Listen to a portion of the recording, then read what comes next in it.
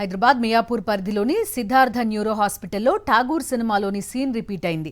మృతదేహానికి వైద్యం చేస్తూ లక్షలు దండుకున్నారు ఆసుపత్రి నిర్వాహకులు.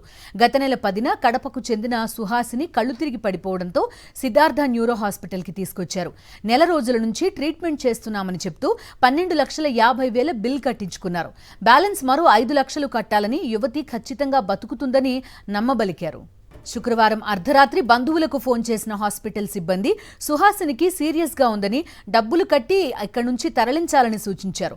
వారు హుటాహుటిన నిమ్స్కు తీసుకెళ్లగా సుహాసిని అప్పటికే మృతి చెందినట్టు వైద్యులు నిర్ధారించారు. ఆగ్రహించిన కుటుంబ సభ్యులు సిద్ధార్థ హాస్పిటల్కు చేరుకుని ఆందోళన చేపట్టారు. పూర్తి డీటెయిల్స్ అందిస్తారు మా కరెస్పాండెంట్ సాయి కిరణ్. చూస్తున్నాం, మరీ డెడ్ బాడీ కూడా ట్రీట్మెంట్ చేసినట్టు ఒక నాటకాన్ని ఆడిన పరిస్థితి హాస్పిటల్. ఏం జరిగింది? మృతురాలి బంధువులు ఏమంటున్నారు? ఎలాంటి వివరాలు ఉన్నాయి మీ దగ్గర?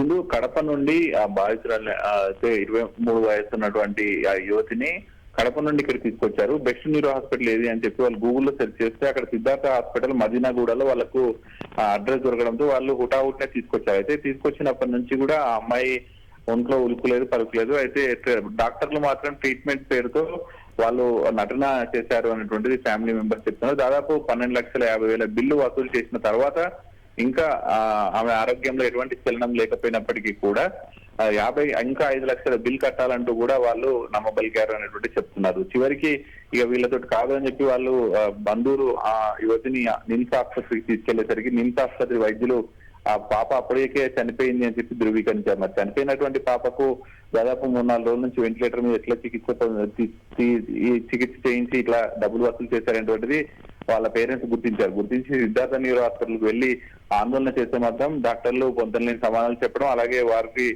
గేట్ బయటనే ఉంచడంతో ఆందోళన చేపట్టారు. పోలీసులు అక్కడికి చేరుకొని వాటిని కట్టడి చేసే ప్రయత్నం చేశారు. సో వెంటనే సిద్ధార్థ న్యూరో హాస్పిటల్ మాత్రం వారికి న్యాయం చేయాలి. మరి పాపను వీరే చంపేశారు అనేటువంటి మాటలైతే ఫ్యామిలీ వాళ్ళు మాట్లాడుతున్నారు. ఏం జరిగింది అనేటువంటి మాత్రం పోలీసులు తెలిసాలి అని ఆందోళన చేస్తున్నారు. Okay Sai Kiran, thank you.